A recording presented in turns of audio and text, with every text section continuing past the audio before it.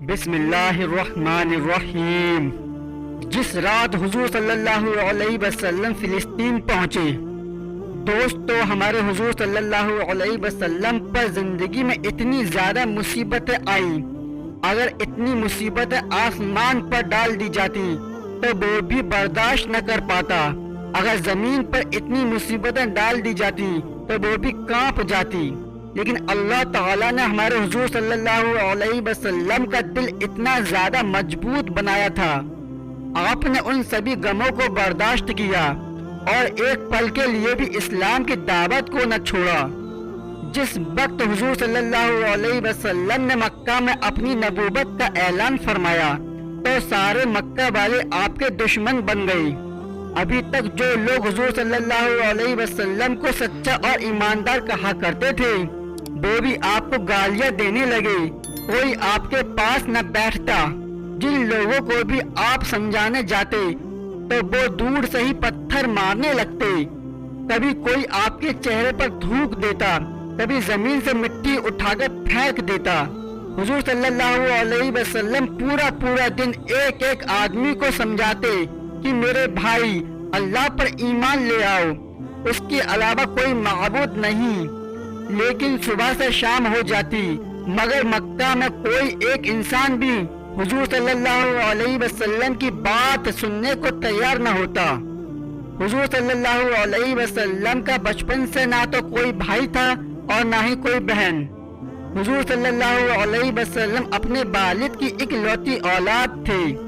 والد کی وفات تو حضور صلی اللہ علیہ وسلم کی پیدائش سے پہلے ہی ہو گئی تھی، اور جب حضور صلی اللہ علیہ وسلم کی عمر 6 سال ہوئی تو امی بھی چھوڑ کر چلی گئی۔ 2 سال تک دادا نے آپ کو پالا، لیکن اس کے بعد ان کی بھی وفات ہو گئی، اور آخر میں آپ کے سب سے ہمدرد چچا ابو طالب نے آپ کے سر پر ہاتھ رکھا اور پھر ساری زندگی آپ کی کفالت کرتے رہے۔ لیکن جب حضور صلی اللہ علیہ وسلم نے مکہ والوں کو ایک اللہ کی طرف بلانا شروع کیا تو سبھی آپ کے دشمن بن گئے، اور ایک دن ابو جہل مکہ کے بڑے بڑے سرداروں کے ساتھ حضور صلی اللہ علیہ وسلم کے چچا ابو طالب کے پاس آیا اور کہنے لگا کہ دیکھو آپ ہمارے علاقے کے بڑے بوڑھے انسان ہیں، آپ کے بھتیجے محمد نے ہماری ناک میں دم کر رکھا ہے، اس لیے آپ انہیں روک دیں کہ وہ ایک اللہ کی طرف بلانے کا دعویٰ چھوڑ دیں، ورنہ اگر ہم سب ایک ہو کر ان کے خلاف کوئی سازش کریں گے تو بعد میں آپ اس بارے میں ہم سے کوئی شکایت نہ کرنا۔ ابو طالب نے جب حالات نازک دیکھے تو جلدی سے اپنے بھتیجے حضور صلی اللہ علیہ وسلم کو بلایا اور کہا کہ میرے بھتیجے، یہ دیکھو تمہاری قوم کے سردار جمع ہیں اور تمہاری شکایت کر رہے ہیں کہ تم اللہ کی طرف بلانا بند کر دو، اس لیے مجھے بھی مناسب لگتا ہے کہ تم ان کی بات مانو، کیونکہ میرے بھتیجے میں ابھی بوڑھا ہو گیا ہوں، تم بھی تھوڑا گھر والوں کا خیال رکھو اور اپنے کام کاج پر دھیان دو۔ حضور صلی اللہ علیہ وسلم نے جس وقت اپنے چچا ابو طالب کی زبان سے یہ باتیں سنی تو آنکھوں میں آنسو بھر آئے اور کہنے لگے کہ میرے چچا جان، اگر یہ دنیا والے میرے ایک ہاتھ میں سورج اور دوسرے ہاتھ میں چاند رکھ دیں اور کہیں کہ میں اللہ کی طرف بلانا چھوڑ دوں تو میں ایسا ہرگز نہیں کروں گا۔ اور اس کے بعد حضور صلی اللہ علیہ وسلم روتے ہوئے کمرے سے باہر نکل گئے۔ یہ دیکھ کر چچا ابو طالب کا بھی دل پگھل گیا، اور بعد میں حضور صلی اللہ علیہ وسلم کو پاس بلا کر کہا کہ میرے بھتیجے، تم کو جو کرنا ہے کرتے رہو، میں مرتے دم تک تمہارا ساتھ نہیں چھوڑوں گا۔ لیکن اللہ کی قدرت کو تو کچھ اور ہی منظور تھا۔ اس واقعے کے کچھ ہی دنوں بعد اچانک حضور صلی اللہ علیہ وسلم کی حضرت خدیجہ کی بھی وفات ہو گئی، اور اس کے کچھ ہی دنوں بعد چچا ابو طالب کی بھی وفات ہو گئی،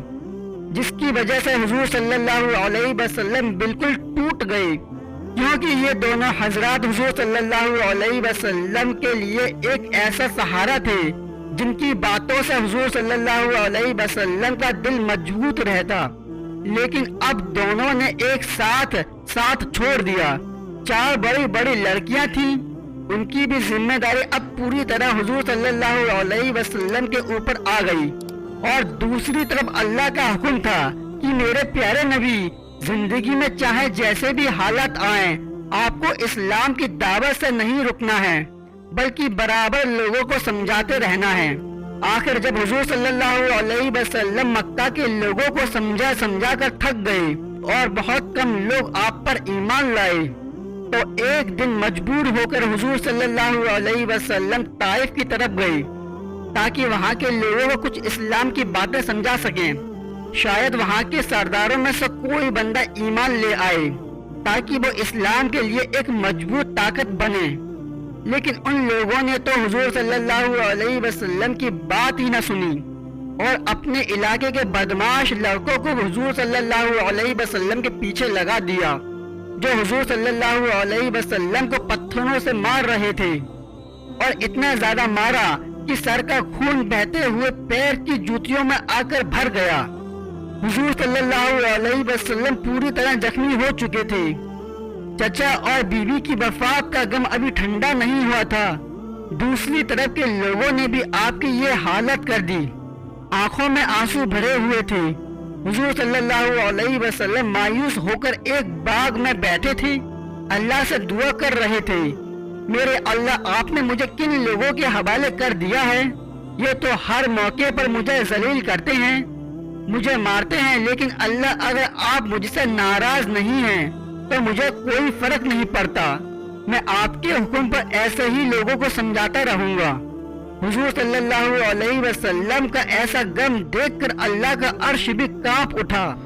اور اللہ نے فیصلہ کیا اب میں اپنے پیارے نبی کو اپنے پاس آسمان پر بلاؤں گا۔ آخر جب رات ہوئی اور حضور صلی اللہ علیہ وسلم بستر پر لیٹے تو اچانک حضرت جبریل علیہ السلام ایک تیز رفتار سواری لے کر حضور صلی اللہ علیہ وسلم کے پاس پہنچے اور کہا، اللہ کے حبیب، اللہ نے آپ کو اپنے پاس بلایا ہے۔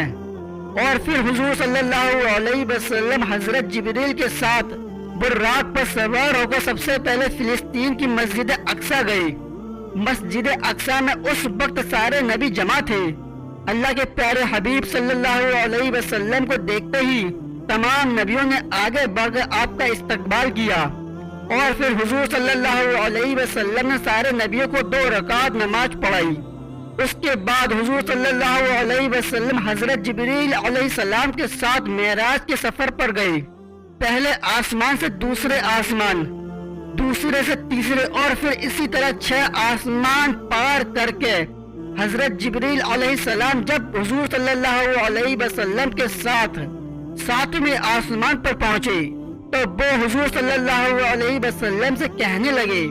کہ اللہ کے رسول، میرا ساتھ بس یہیں تک ہے، میں اس کے آگے ایک قدم بھی نہیں بڑھا سکتا، ورنہ میں جل کر خاک ہو جاؤں گا، اس لیے اب آپ جانیں اور آپ کا رب جانے۔ اتنا کہہ کر حضرت جبریل علیہ السلام حضور صلی اللہ علیہ وسلم کو اسی جگہ چھوڑ کر واپس لوٹ آئے، اور پھر اللہ نے اپنے حبیب حضور صلی اللہ علیہ وسلم کو اپنے عرش پر بلایا،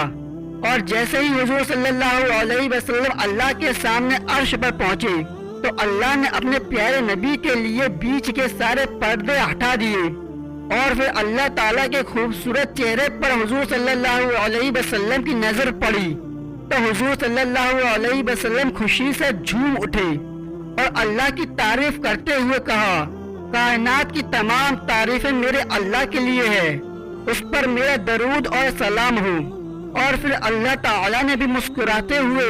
بہت عزت کے ساتھ اپنے پیارے حبیب صلی اللہ علیہ وسلم کو اپنے سامنے عرش پر بٹھاتے ہوئے کہا،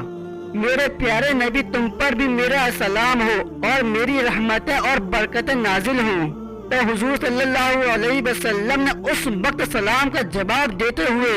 ہم کمزور امت کو بھی یاد رکھا اور کہا، میرے اللہ، میرے اوپر بھی سلام ہو، میری امت کے نیک لوگوں پر بھی سلام ہو۔